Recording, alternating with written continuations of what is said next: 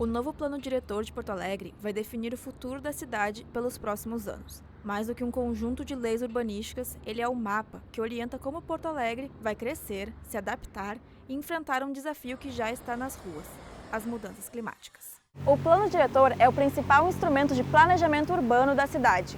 Ele define onde é possível construir, como ocupar o solo e o que deve ser preservado. Depois da enchente histórica de maio de 2024 e das ondas de calor, Porto Alegre precisa repensar seu crescimento, com base na sustentabilidade e na resiliência climática. No Conselho de Arquitetura e Urbanismo do Rio Grande do Sul, o debate sobre o novo plano diretor ganha um olhar técnico. Para os arquitetos, planejar a cidade é mais do que definir zonas e alturas de prédios. É pensar em como a arquitetura pode ajudar Porto Alegre a se adaptar às mudanças do clima. Mais do que prédios bonitos, a arquitetura pode reduzir a temperatura das ruas, melhorar a drenagem da água da chuva e tornar os espaços públicos mais confortáveis. Hoje nós estamos aqui no Conselho de Arquitetura e Urbanismo do Rio Grande do Sul para conversar com o conselheiro José Daniel Creide sobre o debate do novo plano diretor de Porto Alegre. Tá. Nesse aspecto, assim, eu vou falar de meio ambiente urbano mesmo, sabe? Por quê? Porque a gente não tem um terreno simplesmente desocupado.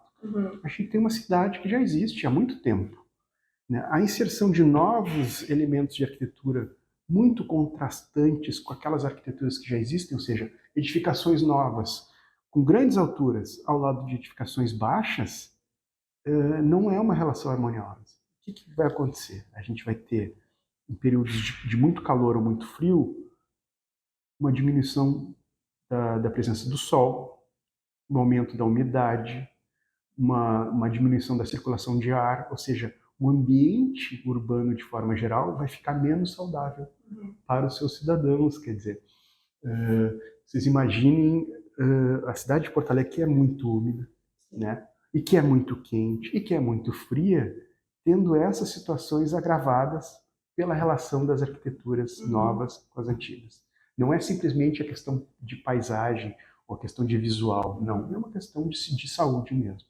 A revisão do plano diretor ela está muito longa, de fato, isso é uma questão que sempre surge nos debates, e me parece que ela tem duas fases. Uma anterior à enchente de 2024 e uma posterior.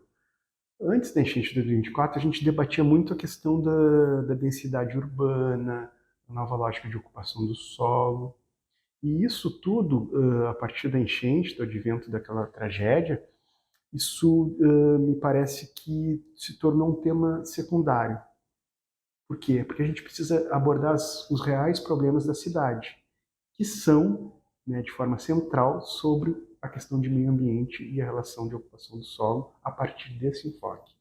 Então, me parece que a revisão do plano diretor tem uma fase anterior à enchente e uma fase posterior, pelo menos em reconhecimento dos problemas. O que aconteceu de fato é que a proposta que está sendo apresentada, ela seguiu o enfoque que estava sendo dado antes da enchente e não abordou com a profundidade necessária a fase pós-enchente. Dentro do plano diretor, tem alguma questão que vocês falaram para a questão da enchente? Tipo, que vocês pontuaram para entrar? Sim. Tem um material que não foi devidamente debatido e abordado, que são as zonas de risco da cidade, né? A enchente ela desnudou muito essa situação de que essas zonas que já são ocupadas, né, elas precisam ser adequadas a essa possibilidade de uma nova enchente, né, de uma exposição a outros eventos climáticos também. Então, nós entendemos que o processo ele começa já com problemas com relação à participação da sociedade civil de forma geral e do Conselho Municipal de Planejamento Urbano, tem um processo judicial que está moroso, mas que é uma instância fundamental na revisão desse plano diretor. Então, mesmo antes da enchente, já tínhamos problemas de encaminhamento. Depois da enchente, o conceito que deveria ter sido colocado como um elemento central no debate, ele parece que não está sendo tratado com a devida importância que ele tem, que é a questão ambiental. E tu acha que se esse novo plano diretor for aprovado agora, se não houver, né, infelizmente, ser aprovado agora, tu acredita que ele vai, nesses 10 anos que ele vai estar atuando, ajudar a cidade? Ou talvez piore a cidade? Não acho que piore seria a palavra, mas que vai deixar a cidade no mais do mesmo. Se houver outra situação igual foi a enchente de maio de 24, a cidade vai estar preparada para isso, vai ter os recursos que precisa? Não vai. Esse plano diretor, ele acentua o que vem acontecendo nos últimos anos. Um processo de verticalização, de construção de habitações, destacando que entre os dois censos, a população da cidade diminuiu.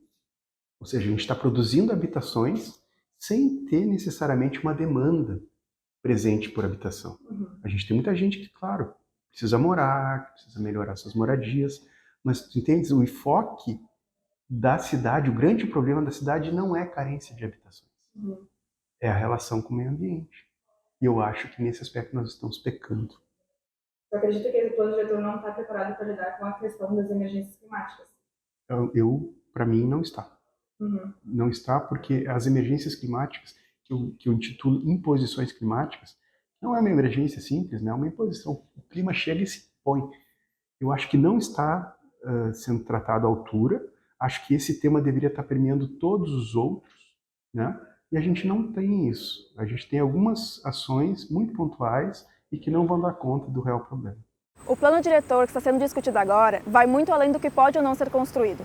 Ele precisa preparar Porto Alegre para um futuro em que o clima, cada vez mais instável, já faz parte do dia a dia.